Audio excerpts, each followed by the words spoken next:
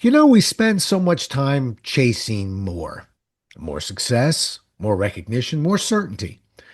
But what happens when life forces you to stop and decide what actually matters?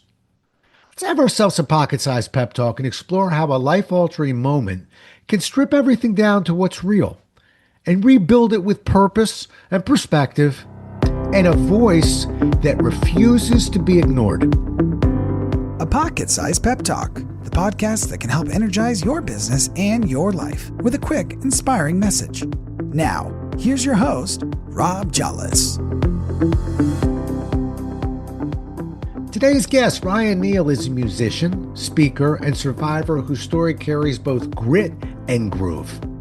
After facing a brain tumor diagnosis, he came out the other side with a deeper sense of purpose and a stronger desire to use his voice in a meaningful way. With soul in his sound and substance in his message, Ryan brings a voice that is both inspiring and unmistakably human. Happy to have you with us, Ryan, and welcome to the show. Thanks so much, Rob. Grateful to be here. Well, great to have you here. And if you don't mind, let's dive right into the elephant in the room there. When you were first diagnosed, what was the moment when it truly hit that you felt, okay, this is going to be life-changing forever? Sure. Yeah. So a lot of things led up to it. My story begins when I was found by our family dog. She was a collie, and I was having a seizure in the middle of the night. She got up, went to go get my mom, and it turns out I was having my first of many future seizures. So through a myriad of different tests, they found that it was a brain tumor that was causing this. So did a bunch of, I grew up in a very religious household, lots of prayer vigils and things of that nature. And so it was initially ruled an astrocytoma, which was a malignant tumor that was growing rapidly and was causing all of these seizures. So when I was in school, I would have the seizures, I would fall down and be surrounded by a group of people not knowing what to do. It was very chaotic. And this would happen in grocery stores, in the mall, in front of my doctor's office. So after all of that, I kind of realized, okay, this is not normal. My friends are not going through this. They're not having to go to the hospital to get all these MRIs. So pretty early on, I knew that I was different in my class when compared to all the rest of my peers. How old were you? I was 5 when they initially started happening. So I was in kindergarten. And so between kindergarten and first grade, that's kind of when the majority of everything went down. All the seizures, all of the tumor stuff was then. And so I had my surgery a month before my 7th birthday. So I was 6 years old when I had my surgery. Wow. And at 6 years old, did you have a sense of your own mortality at that time? It's funny. I don't think I did. Because my parents were so great. They instilled so much power and resilience in me at that time. So even though I was going through, I felt like I was in the hospital every week going through all these different tests, they made it fun. There was a specific, when we go to the hospital, there was an underground tunnel that connected 3 different hospitals in the Detroit. It's called the DMC, Detroit Medical Center. So they connected 3 hospitals, and there was a Wendy's down there. And we would always do these. My mom would take me in a wheelchair and do these like wheelchair races against my dad. And we made it fun. We'd as much fun as going to a hospital could be for a kid. Right. Are your folks still alive? They are, yes, God willing. They're still here. So Good. I'm guessing that bonded you to them in a unique way that, I had, what would be considered a nice childhood, no real dysfunction. But I just got to imagine there was a different level of connection that you were getting then. For sure, especially with my mom. Not that my dad didn't, but both my parents worked full time, but my mom was really the one,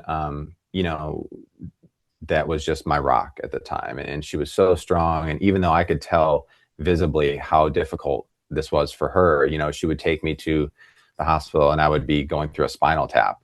And to see her son with a needle that's, Right. looked like a foot long going into their spine, like it was harder on them than I think it was on me. And that's what I always tell people, the caretakers of people in these situations, I have the utmost respect for, because it's one thing to be going through it. It's difficult, but for a loved one to kind of be on that receiving end of like caring for someone, it's equally as tough, I think. Right. So now I'm going to try and connect this to you now and you then. Uh, do you think? I mean, boy, you were like a tweener, right on that line of seven. If it Hmm. were 4 or 5, I'm not so sure how much you'd be remembering, but I'm Sure. guessing you remember plenty. Do you think that's changed the way you approach your life? What the things that you're chasing now? Do you still kind of lean back into that? I do, and that's kind of the central focus to most everything I do now. I think, like you said, if it were to happen when I was a little bit younger, I may not have all those memories, but I remember pretty much every seizure I've ever had, where I was, how I was feeling, every doctor visit. So I tried to use that and look back at that kid who was 5 and 6 going through this, to remind myself, hey, whatever you're going through in front of you now is kind of pales in comparison to what could have been. Um, I could have had to have a shunt. I could have, they told me, they initially gave me 6 to 12 months to live after my surgery. And just by the grace of God and things that have happened, I had a wonderful surgeon, world-renowned surgeon named Alexa Kennedy, and she was able to kind of spear the tumor and get it out. And I've been seizure-free ever since. Fast forward a couple of years, when I was 8, they actually found another one, which I'm still living with to this day. So initially it was like, great, the tumor's out, he's doing great. 2 years goes by, everything's good, and then on another routine MRI they find another one. So we're like, man, like, here we go again. But thankfully it's been benign for 25 plus years now. And then 2 years later after that, I wake up one morning before school, and completely unrelated to the brain tumor, I get sick, I vomit, and immediately the hearing in my left ear just goes out. They don't have really a reason why. It was just a freak virus that killed the nerve. And so that, on top of everything else that happened to me, even gives me more like, man, I'm gonna give music a go in spite of this. I'm gonna try to, live my dreams in spite of everything that happened. So Yeah. yeah, I look back all the time. Wow. Because I know, me fumbling around on this side of the mic, when I'm not feeling well, and then, I have a hiccup a week later, it's like, I don't know, here it go, my mind Sure. is racing.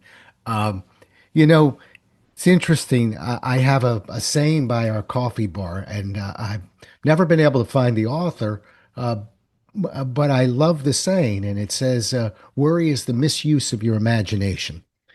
And Wow, that's great. I thought you'd connect with that perhaps because Yeah. you're kind of sitting there, even with the one that's 25 years benign. I'm sure that you're a subject matter expert on Hmm. guarding against misusing your imagination. Oh, 100%. Luckily I'm not an anxious person, and I think maybe, well, I think for sure that taught me that, because I always think of the positive aspects of any decision I make. I never say, oh, what if this doesn't work out? Because the biggest what if it didn't work out was life or death for me at an Right. early age. So yeah, I wake up so grateful. Even if I'm having a bad day, I try to just stop, reconnect with what could have been, and just say, you know what, I got this. So yeah, that's a great, I'm gonna steal that for sure. I love that. And if you forget, I'm going to send it to you because it's a beautiful saying. And what's more, you'll find yourself even shortening it in your own mind or when you're helping others by just saying, "Uh-oh, I think we're misusing our imagination right now. That's what could happen. That's not what is happening." Uh, Exactly. yeah. Uh, Yeah. I want to get to the music, but before I do, I Okay. just have one more question. How, when you were 7 and really right involved, going hard into this, how aware were you, or did your mother and father make you aware that this may take your life? Because I'm a parent of 3 and I'm trying to, I want to guard, guard, guard. And at the same time, at some point, I have to be a good parent and I have to be real. And I'm just wondering where they were on that line with you. Yeah, they never mentioned the impending doom that it could have been. So they never mentioned death. It was always like, hey, Ryan, you got this. God's by your side. Like I said, I grew up in a very religious family. So there was always that strength to kind of lean on. They never mentioned, hey, this could be, they didn't tell me till years later that they said it was 6 to 12 months. So there was always that, that positivity, that, resilience of we're going to get through this, whatever it takes, we'll be right by your side, and your friends have your back, and all, your church and everything. So, yeah, there was never that impending doom mentioned. Yeah, and because man, I wanted you to fill in the blanks there because I'm immediately putting myself in there and I'm saying, just like we said at 4 or 5, we probably don't have much of a memory. At 6 and 7, I'm not saying anything until we go further down that road.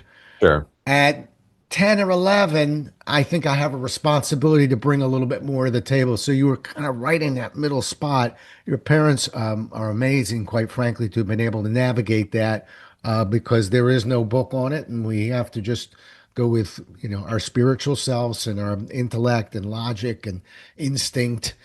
Sure. And that's not easy. That's not easy. Let's talk Yeah. music. All right. Okay. So you're a musician, first of all, and we'll remind people at the end, but how can people listen to your music? Where I'm going to find your music?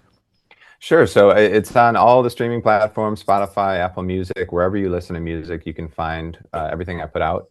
RyanNealMusic.com is kind of everything. It's the speaker stuff, the music, everything about me is on there. Good. And folks, that is just the way it sounds. RyanNeal. Few ways to spell Ryan. Now, Yeah. now your music. Has it been affected by this? In other words, do you find yourself sort of dipping in, probably not with the music, but with the words? But are you speaking about this at all in your music? I am, yes. There's always a through line that I carry in things that I write about, and just the perspective that I have when making the music. Because it all comes from a place of inspiration. So I was very lucky that none of my parents were musicians. My grandmother played professional for a long time. She was a professional piano player. But in terms of musical inspiration, I got like the 50s and 60s from my dad, 60s and 70s from my mom, and then my sisters were kind of 80s and 90s. So kind of got the whole 20th century of music inspiration from my family, just listening in car rides and things of that nature. So I definitely try to channel everything and put it out in everything that I do. Right. Is there a particular song or two where you've really worked it out, where there's more of the story in there, or is it just more of, I sing about tomorrow, what can be today, and and tomorrow. I mean, I can feel that in your music without hearing it, but do you ever get Sure. even more intimate into it? Yeah. So that's actually what I'm leaning in toward to now. I think the past music that I've written, there's a song called "Up My Sleeve," which kind of talks about me going through that in a little, but you wouldn't really recognize it if you heard the song. It's just kind of like a fun song, but lyrically it talks about I feel my body shaking and I'm losing my mind, but I've got a newfound energy taking over me. So, but with the music behind it, you'd be like, oh, this is kind of like a dancey song, but that's where my head was when I wrote it. Right. So, As an author, and I know many authors, we kind of do the same thing. mhm, We'll tell certain stories or make certain references that I really almost prefer my reader not even understand the depth exactly. of what I just mentioned there. Yeah, They can take it at surface level, and for you, it sounds good and it feels good. sure. But for me, it's something I had to say. Hmm. I get the connection there. Uh, Yeah. how about purpose for you? You know, on a day-to-day basis, the big picture. Um, do you feel a sense of, I know you're spiritual, of overall purpose, that maybe the person to your right and left might not quite feel? I do. Yeah, it's very strong. I've always felt a sense of purpose and a way to give back. And it's taken many, many years and trial and error through, just wanting to become a musician, and then And then that kind of in the past couple of years has transformed into, well, maybe I can lean into the advocacy of what I went through, and then that led me to speaking. And Hmm. so now I can kind of combine all three of these passions and try to make this new hybrid thing and make it my own. So I want to be able to not only entertain a room, but move a room. I don't want to just stand in front of people and sing songs and just have, that's great. Everyone's having a good time, but I also want people to leave having felt something and not just have information thrown at them from a stage. I think I don't want it to be passive. I want a give and take. And I think that's always what you're looking for as a performer of any type. You want the audience to be involved. You want that spark. And so that's what I'm trying to accomplish. Well, I think it's wide open for you because you've just said the magic words. As a speaker, you're the musician, I'm the speaker, and I'm telling you, the good ones. That's what we're looking for. We want to entertain and inspire and motivate. If we're doing workshops, we want to inform, but Sure. ultimately we want to change. We want to Yeah. create change. Hmm. And so I actually get disappointed when I'm asked to speak because we just need a motivational speaker. Mm. I think of Chris Farley, yeah, Right. Right. he was a great motivational speaker. Yeah. I want to change the room. I Hmm. want them to implement some of the things I'm talking about. Is there a book yet? And I'm saying book, Ryan, because if you don't have one, by the time this podcast is over, I'm going to encourage you very strongly to write one. I'll fill in the blanks if you want, but let's start with your answer. Is there a book? There is not a book currently. And I've been asked this, plenty of times now, and it's always been I've always thought I was going to write a book from an early age. It's just, with music and the way that my life's been going, I never really found a good opportunity to stop and kind of put all my thoughts on a page and what that would look like. And because I don't just want it to be about my life story per se. I feel like everyone's got such a unique story and a thing to say. It's like, how do I package that in a way that's gonna help people be entertaining? But it definitely is at the forefront. Good. Well, you and I are going to talk about that after we finish this show because Okay. I think that's smart. And, if you just lean on the Ryan motto, which is, I don't want to just entertain a room, I want to move a room. I think Mm-hmm. if we start going with the book in that mind, okay, that I Mm-hmm. don't want it just an inspirational book, Sure. I want that book to have a process to it. I wanted Mm-hmm. people to be able to measure what they're getting out of it and Mm. apply it. I want to connect with those people. I think you'll be very fulfilled. If people are just tugging on your shirt, going, "Write a book, write a book." No, no. A matter of Right. fact, it's one of my jolliest phrases, but I always tell people who were telling me, "When's the next book?" We're asking, you don't find a book; it finds you. Okay, Sure. and Yeah. so it's we just got to keep an eye on that, but we'll talk about that. The thing about you is I think it is finding you right now. We just Mm. need to kind of figure out what the big picture is. And I'm going to give you one homework assignment and I'll leave you alone on the book. But Okay. I think a wonderful thing for you to do when you have a moment is go to a big bookstore. Let's call it Barnes and Noble for right now, Okay. and go find your book. Meaning, where would it be? Would it be self-help? Would it be okay? I don't really think it's a memoir for you. You see what I mean? Hmm. So, where would it be? And no looking at, I mean, you can look in as many places as you want, but you have, before you leave the bookstore, narrow it down to one. Okay.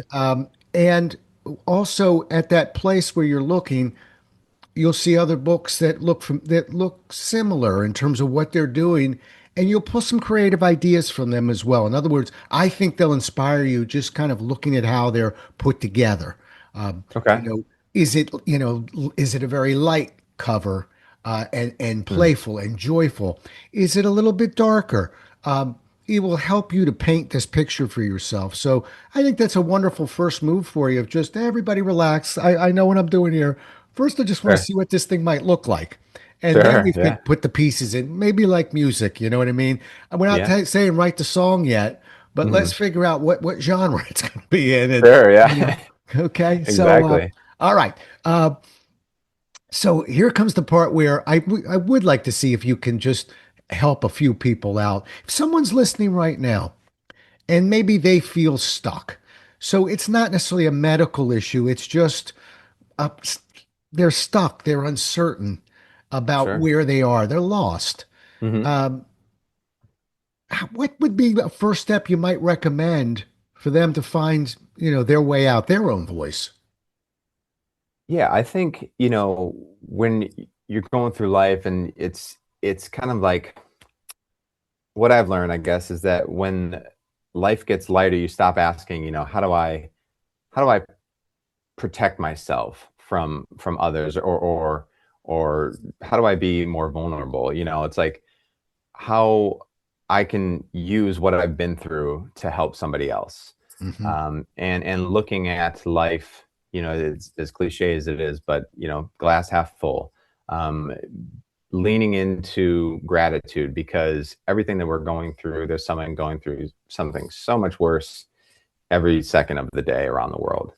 So for me, I would just encourage people to look within themselves, consistently check in with the things that you have versus the things that you don't have. Like your quote from earlier, it's the mind is such a powerful tool that we have, and we're so lucky to be humans on this planet. I mean, the odds are stacked against us to be where we are. So just really leaning into gratitude and asking yourself what I can do on a day-to-day basis that's going to help to serve others in any way.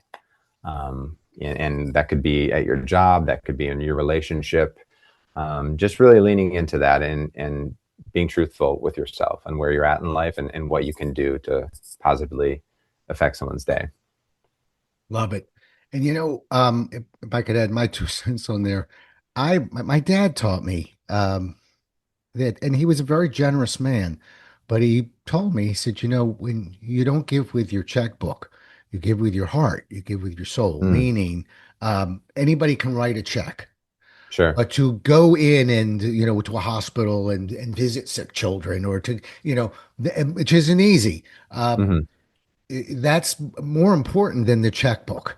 I'm not Oh saying yeah. that they don't need the funds. I'm just saying, Hmm. that's always been a direction that I've tried to head in myself. Um, Sure. Certainly, you've lived it. Yeah, yeah, and I think it's like even when you're given a gift, it's like someone will give you a gift card versus a really thoughtful, even much cheaper gift, and you're like, oh, that means so much more than just, oh, here's a check for $100 or here's a gift card. It's like that's the easy way out. So I agree. I think it's leading with your soul, like you mentioned, just being open to and vulnerable. I think not enough people are vulnerable with who they are as humans, because we're all looking to connect in some way, even if you're shy, even if you're insecure about what you're going through. I think once you start opening up, that just eases so much pressure off you, and it gives people a reason to lean in closer to what you're doing. Right. And so I think on the stage, whether you're on the stage, whether you're in a grocery store, it's just being open to human communication and being true to who you are. Yeah. And when you're on the stage, that's a little tricky. I'm sort of closing my eyes and thinking about you as a speaker, because although I haven't heard your presentation, I would think that if you haven't learned this yet, you're going to, is that as powerful as your story is, that simply opens the door. When you Sure. walk through the door, and many speakers struggle reminding themselves of this, including authors, and I had an editor in my ear once said, there are a lot of stories about you in this book. There's a lot about you. Sure. That story leads us to the audience Mm, about, a couple of questions I've asked you, and even in our conversation. If the audience is stuck, what should they do, or what would you recommend?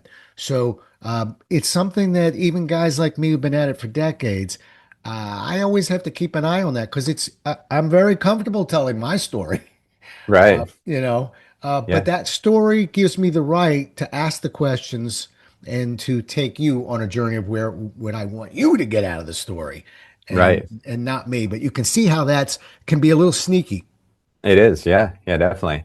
And letting people, sometimes I'll have people come on stage and do a little improv with me in terms of and relate that to how, it's like you have classical music where you read it and it's on the page and you don't screw up. You just boom, boom, boom.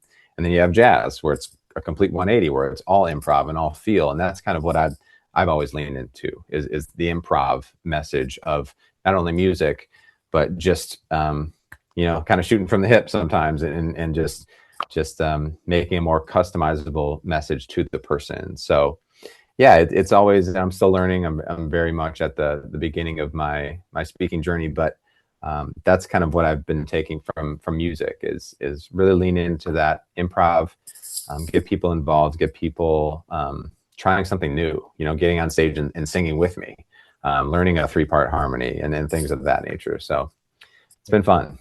Well, it's you're answering the question I've got on deck, which was can you incorporate music into your keynote or your presentation? And it sounds like you are, and I think that's brilliant, by the way. But just make sure that it's always punctuated with now. See what we did with this harmony, folks of Bank of America. Your clients are your harmony. In other words, again, you see what I'm Right, right. swat it back to them. But what Sure. you're doing is, which is really great, is anybody could talk for 60 minutes, really. Mm-hmm. The more involved that audience is, the more enjoyment they're getting out of your presentation. Just as Sure. long as you keep bringing the message home. And if Mm-hmm. you're doing that, I'm already leaning back to the book and I'm saying, that's the kind of give and take you're going to want to put into that book. Even after every chapter, you just have a page or two that says, now, how are you going to apply this to your world? Okay. Sure. But the more you do that, the better off you're at. And the reason why I'm also kind of nudging you to book, is this a nudge? No, I would say this is a shove. But the Yeah. reason why I'm pushing you to this book is because remember I told you it opens doors. Now we've got speakers bureaus that Mm. we can get represented by. It's not a guarantee, but I just don't know any big bureaus that will touch a speaker without a book. So Sure. it's a key to entry. So, Yeah. but I love that. I love hearing that you've got them involved on stage. The Yeah. presentation whisperer in me is coming out. Right. Sure. Yeah. Get back in there. Get Yeah. back in there. Yeah. All right. If last question, we'll begin to wrap up. If you could sit down with a younger you, a- and I'm not. Let's go to the one that's, I guess, 9 or 10 or 11. In other words, the trauma's behind us. Is it ever behind us? Mm. The real bad stuff is behind us, but Sure. the uncertainty might not be ever extinguished completely. What would you tell a younger you about what really matters? Sure. I would lean into service a lot earlier than I did. I think especially with going down the path of in the entertainment and the arts, it's a lot about, hey, how can I get as many people to look at me, to listen to me, to pay attention to what I'm doing and what I'm doing all the time and my image. And so I think the more you lean into how you can be of service to others, I think I would have gotten into that much earlier. Seeing, we always do gigs for free growing up just for exposure. And it's just like, oh man, but leaning into that and seeing how I can be of service to others, because once the ego gets involved and, hey, how many tickets did I sell? How much money did I make? How much, it starts getting ugly quick. And I've been through many seasons of my life where I've been depressed because all of that, you know, notoriety, it doesn't fulfill you as much as you thought it would growing up. So I think just leaning into helping others, seeing how your passion can elevate them, will inevitably open more doors for yourself, and it's a good mutual exchange. It's wonderful, and I'm so glad you mentioned that because, my hands in the air, as with most people.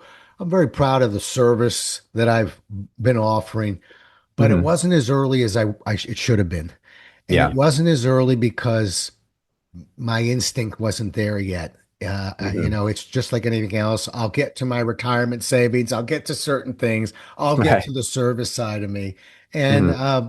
no, if I could have answered the question I asked you, I'd probably answer it the same way.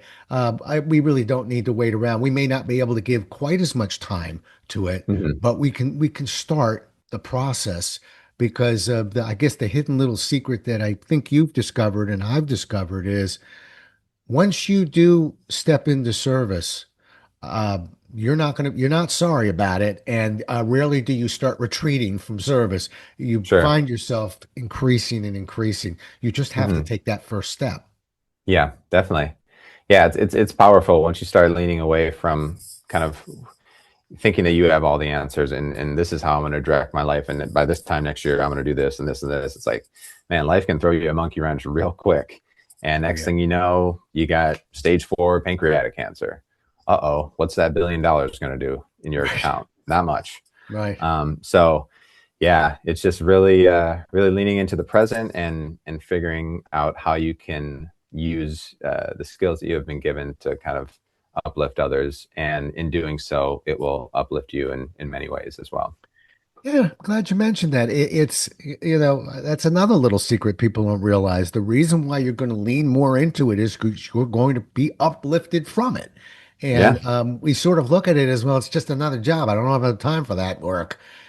It doesn't really play out that way. And if it does, there are plenty of other places that would love to have you. sure. Just trust your instincts and your feet and get out of there. Right, But right. in any case, I think you'll always, given who you are and the journey you've traveled, I think you'll always be a person who will be looking forward to serve others. I hope I can be that same person as well.